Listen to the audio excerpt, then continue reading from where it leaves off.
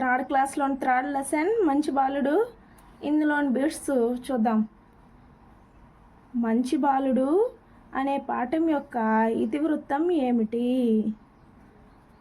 Okay, దీని ఇతివృత్తం సహానుభూతి.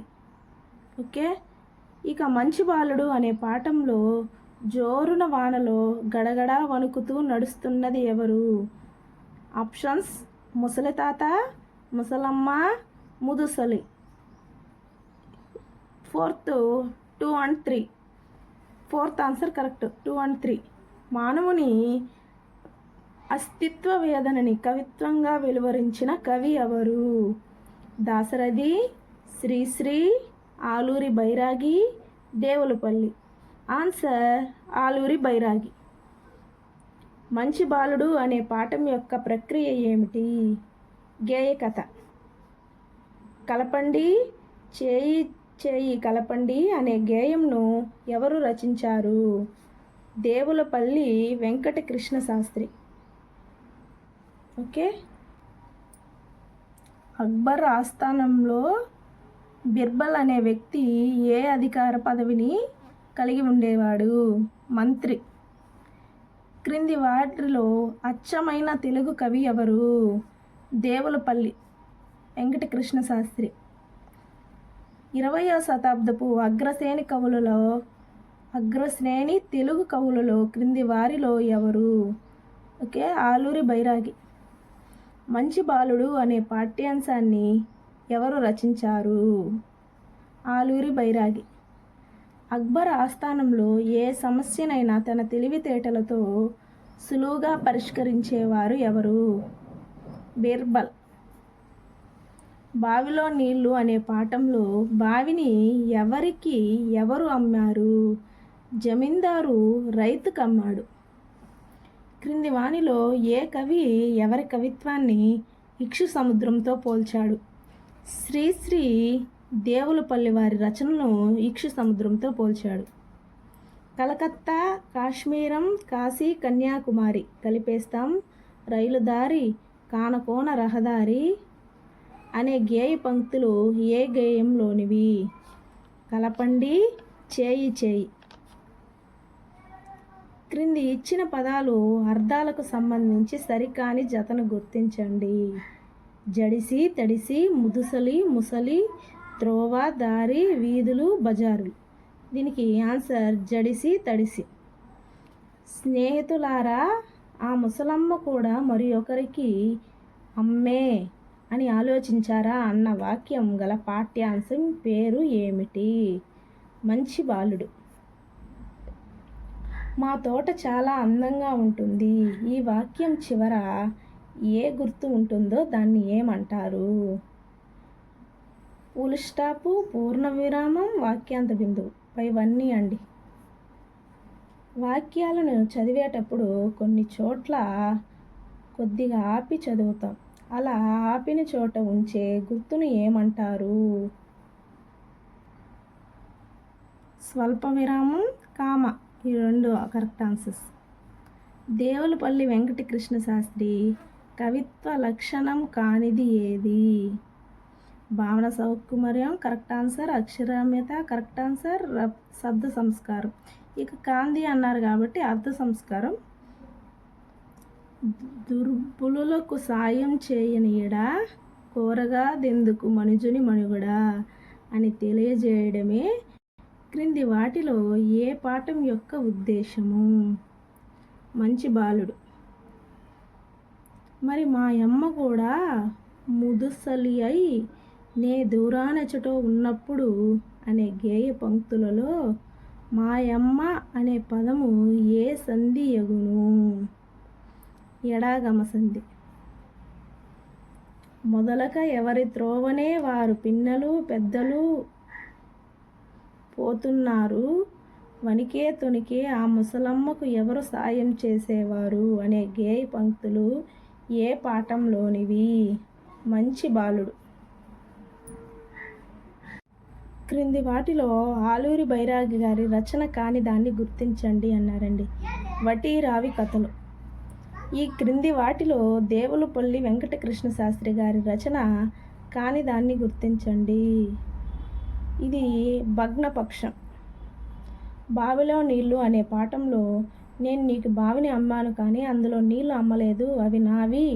ఆ నీళ్లు కావాలంటే తగిన ధనం ఇచ్చి తోడుకో అని ఎవరితో ఎవరు అన్నారు? రైతుతో జమీందారు అన్నాడండి. బావిలో నీళ్లు అనే పాఠంలో సరే రైతు బావిలో నీ నీళ్లు ఉన్నాయి, వెంటనే బావిలో నీళ్ళన్నీ తోడుకొని వెళ్ళిపో, లేదా నీళ్లు పెట్టినందుకు రైతుకు అద్దె చెల్లించు అని తీర్మానించిన వారు ఎవరు? బీర్బల్. ఇక 4th లెసన్ నాబాల్యం అండి. ఇక ఈ నాబాల్యంలోని బిట్లు వచ్చి బంగారు పాపాయి అనే గేయంను రచించినది ఎవరు? మంచాల జగన్నాథరావు అండి. నాబాల్యం అనే పాఠం యొక్క ఇతివృత్తం ఏమిటి? కలలు. షేక్ నాజర్ గారి యొక్క నాన్నగారి పేరేమిటి? షేక్ మస్తాన్. నాబాల్యం అనే పాఠం యొక్క ప్రక్రియ ఏమిటి? ఆత్మకథ. నాజర్ పుట్టగానే అబ్దుల్ అజీజ్ అని ఎవరు పిలిచారు? గారపాడు తాత. అమ్మా నాన్న ఆరుగాలం ఎండనక వాననక అలుపు సొలుపు లేకుండా కష్టపడేవారు అనే వాక్యంలో ఆరుగాలం అనే పదానికి అర్థం ఏమిటి? సంవత్సరమంతా అండి. షేక్ నాజర్ ఎప్పుడు జన్మించారు? ఫిబ్రవరి 5, 1920. నాబాల్యం అనే పాఠంలో చదువు మూడో నేత్రమని అన్నది ఎవరు?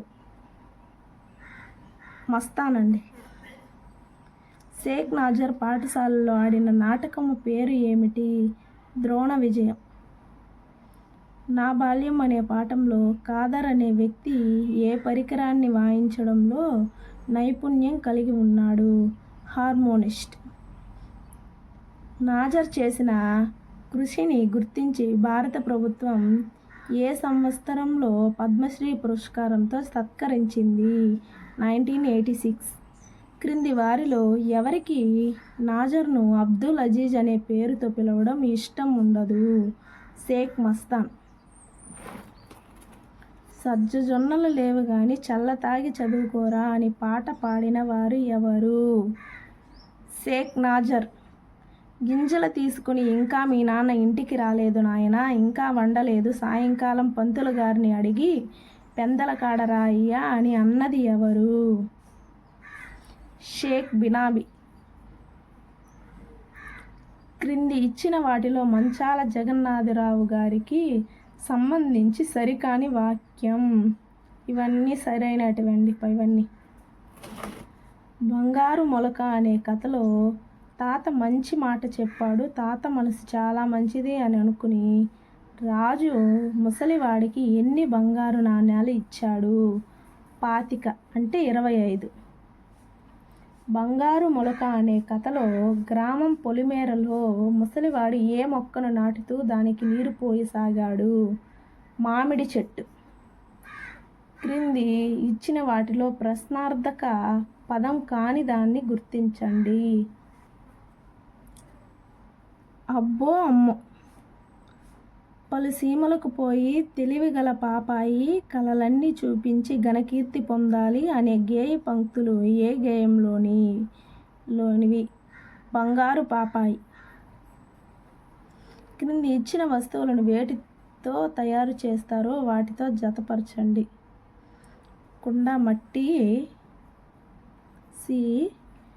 అద్దము గాజు, డి. బుట్ట వెదురు, ఏ. గుణపం ఎనుము, బి. ఇక C D A B. C D A B second answer. క్రింది వాటిలో సరికాని వాక్యంను గుర్తించండి.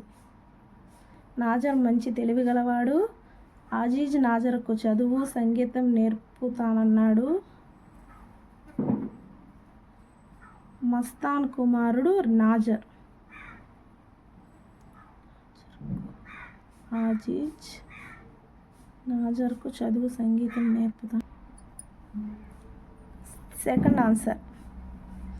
నేను బ్రాహ్మణురా పాములురా ఓ జనులారా నేను బ్రాహ్మణురా అనే పాటలో ఏ అలంకారం ఉంది?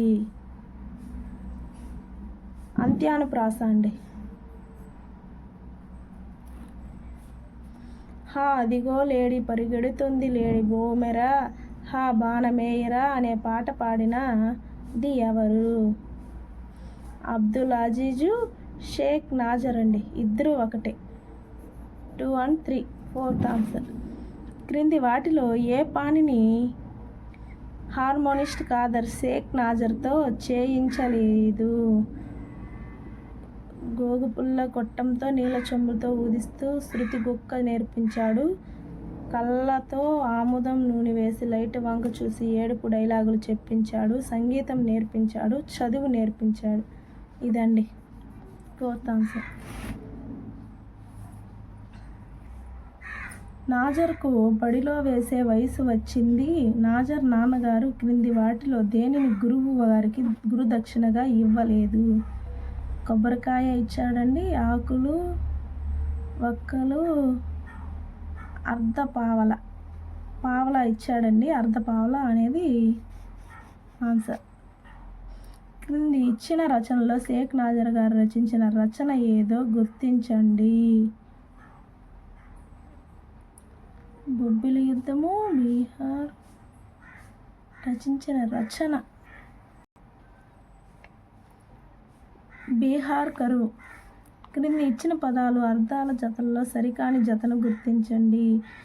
గుంజ, రాట, గురుదక్షిణ, గురువు గారికి ఇచ్చే కానుక, ఆశ, ఆశయం, ఆరుగాలం, ఏడాది అంతా. త్రాడండి. ఆశ, ఆశయం. కింది ఇచ్చిన పదాలను మన రాష్ట్రంలోని వివిధ ప్రాంతాల్లో మాండలికాల్లో పదాలకు సంబంధించి సరైన జతను గుర్తించండి.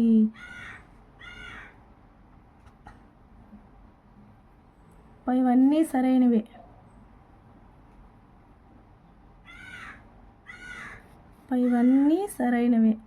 ఓకేనా? బువ్వ, అన్నం, కూడు, మెతుకులు, గుంజ, రాట, నెట్టాడు, స్తంభము, చిన్నాన్న, బాబాయి, పినతండ్రి, చిన్నాన్న, చిన్నాయన, పైవన్నీ అండి వస్తాయి.